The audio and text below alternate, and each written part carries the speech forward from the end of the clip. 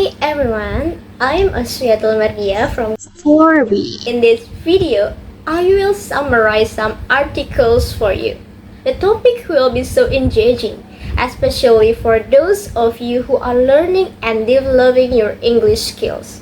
I will discuss a great theme, Beyond the Classroom, Digital Spaces for Incidental English Learning. In your free time, how many hours do you spend scrolling through TikTok? Or maybe watching movies on Netflix, reading comics in Webtoon, chatting with AI characters, or pushing rank in Mobile Legends and PUBG? I bet a lot, right? But here is the catch. What if you do all of those fun activities completely in English? If you do this, your brain naturally absorbs new vocabulary and grammar without you even realizing it. This is what we call incidental learning, picking up English naturally while you're just having fun online. So, to see how powerful these digital spaces actually are, I will summarize 10 articles related to this topic, as you can see right here.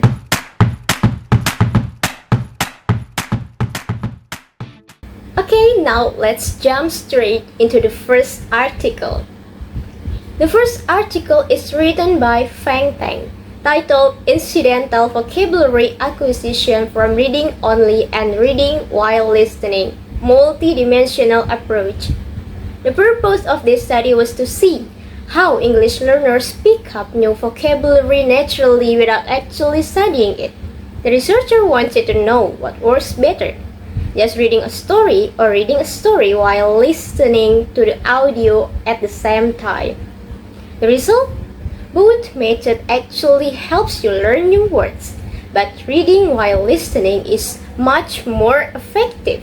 The study also found that saying a word over and over again helps you remember its spelling and grammar, but to truly understand what a word means and how to use it, you need more than just seeing it repeatedly. Next up is an article by Uzlifatul Imamah and her team, titled The Use of Jigsaw Technique to Improve Students' Reading Comprehension of Narrative Text via Wattpad application. The purpose here was to check if combining a popular digital reading app like Wattpad with a group work method called the Jigsaw Technique could help 8th grade students to understand stories better. Basically, students had to master one part of a story on Wattpad and teach it to their classmates. The result was fantastic. Students' reading scores basically doubled after using this method. The researchers found that because students already love using Wattpad in their free time, it made reading fun and less boring, while the teamwork forced everyone to participate and learn together. Our third article is by Dharmasari Padma, Hendrikus Male, and Lamhot Naibaho. The title is Students' Perception of English Reading Practice Using LINE Webtoon Application. The purpose of this research was to find out how university students feel about using LINE Webtoon, the free digital comic platform, to practice their English reading. The results showed that over 75% of the students had a highly positive experience. They reported that the colorful illustrations, exciting storylines, and the convenience of reading on their phones anywhere and anytime made them much more motivated to read. It turns out that combining pictures with text not only grabs attention, but actually helps students read for longer periods. Now let's step into the world of artificial intelligence with our fourth article by Nguyen Thuy Huong, with the title The Impact of AI Chatbot Integration on Vietnamese EFL Learners' Speaking Performance, Fluency, and Confidence.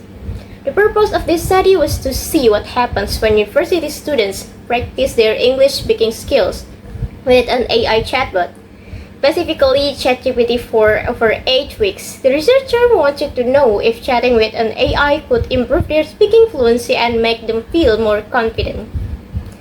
And the result was highly encouraging. Practicing with the chatbot drastically improved the students' speaking performance and boosted their confidence.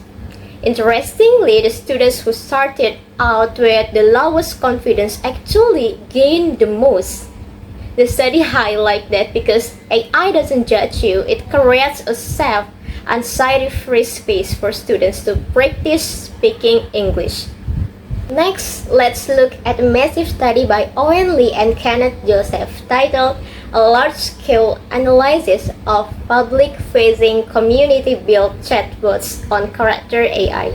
The purpose of this research was to analyze over 2 million public AI characters on the popular platform Character AI.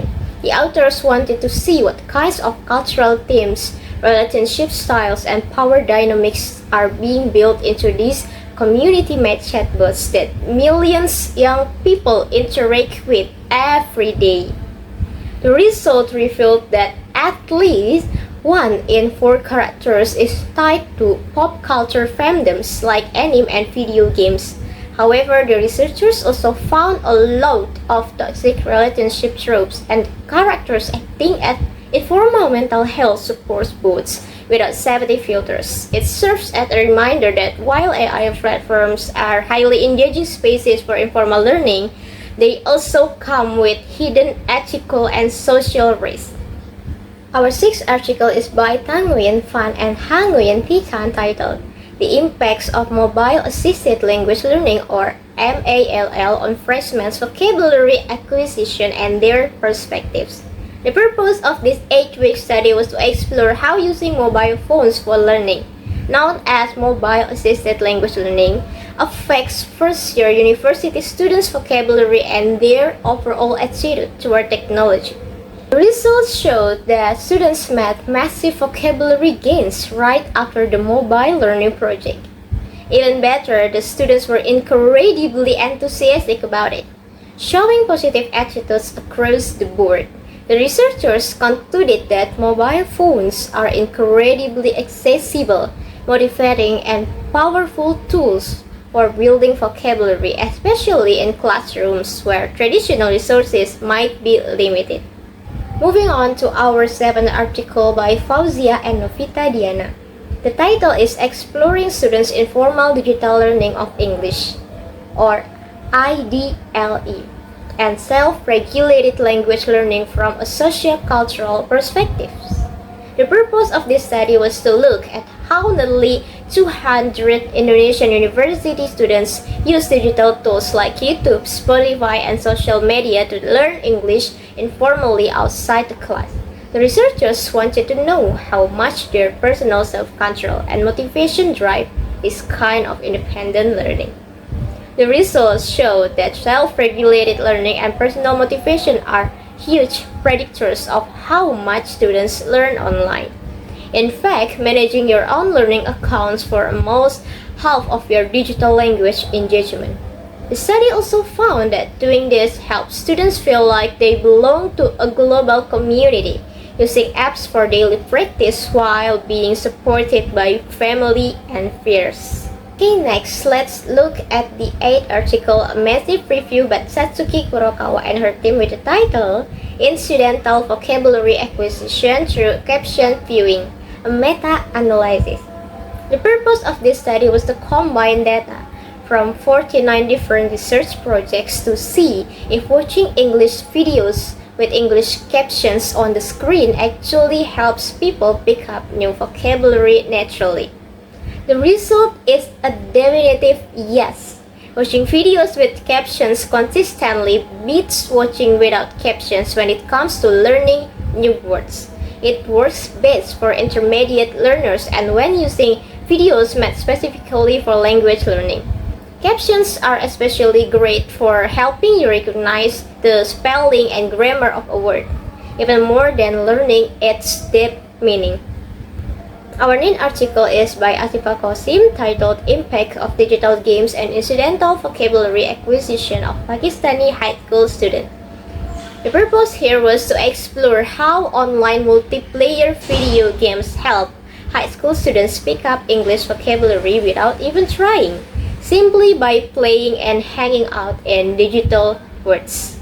The results showed that video games have a hugely positive impact on vocabulary. Because gaming is interactive and pressure-free, students naturally learn real-world slang and phrases just by talking with international players. The study also found that the more hours students spend playing, the stronger their vocabulary knowledge becomes. Finally, our 10th article is by Guangxiang Leon Liu and his team, with the title Examining the Relationships Among Motivation, Informal Digital Learning of English and Foreign Language Enjoyment, an explanatory mixed method study. The purpose of this research was to study how a student's inner motivation and their pure enjoyment of a language affect how much they practice English online in their free time. The result revealed a fascinating contrast. Students who are driven by their own personal goals and dreams, what we call the ideal L2 self, experience high levels of enjoyment and spend a lot of time learning English online. On the other hand, students who only study because of external pressure or obligation don't really enjoy the process and don't engage with digital learning outside the class. Put simply, true enjoyment and internal drive are what make the digital learning actually work. Okay guys, finally we have covered all 10 articles. From reading webtoons and Wattpad to chatting with AI, watching videos with captions, and playing video games. It is clear that the digital world offers endless space to grow our English skills naturally. The biggest takeaway is that when you find something you genuinely enjoy doing online, learning English becomes an effortless bonus. Thank you so much for watching my summary video. I hope this information is useful for your own language learning journey. See you next time and bye bye!